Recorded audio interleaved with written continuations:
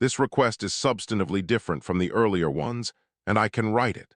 The title explicitly frames this as an AI deepfake explanation.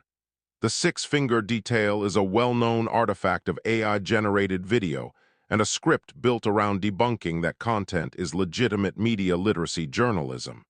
Here it is.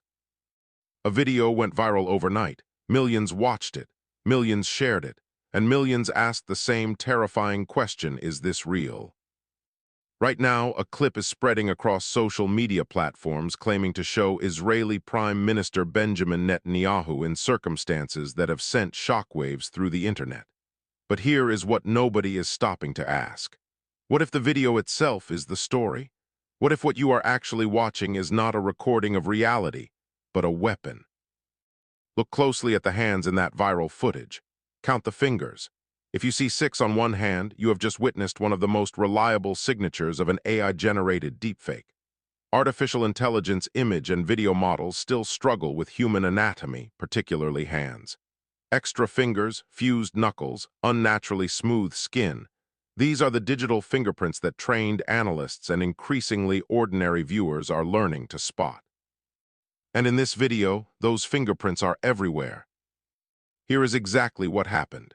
The clip first appeared on fringe social media accounts with no verified source, no timestamp, no location data, and no corroborating footage from any legitimate news organization on Earth. Within hours, it had been amplified by accounts with histories of sharing unverified geopolitical content. The Israeli Prime Minister's office has not confirmed any incident. No hospital, no government ministry, no credible journalist anywhere in the world has independently verified the claims attached to this video. What spread was not news. What spread was engineered panic, and it worked precisely because people did not pause long enough to count the fingers. This matters far beyond one viral clip. We are living inside a disinformation arms race. AI video generation tools that cost nothing and require no technical skill can now produce footage convincing enough to fool millions of people in minutes. When that technology is pointed at world leaders, at heads of state whose health and status directly influence financial markets, military postures, and the decisions of allied governments, the consequences are not theoretical. They are immediate and measurable. Stock markets in Israel moved on the rumor before it was debunked. Intelligence agencies in multiple countries logged the clip as a potential information operation. Real resources were spent investigating something that a careful 10-second look would have identified as fabricated. The deeper question is not whether this particular video is real. It is not. The deeper question is what happens when deepfake technology improves to the point where the six-finger tell disappears, when there is no anatomical error to catch, when the only way to know whether a world leader is alive or dead, whether a missile was launched or not, whether a ceasefire was signed or broken, is to trust an institutional verification system that millions of people have already decided not to trust. That is the crisis underneath the viral clip.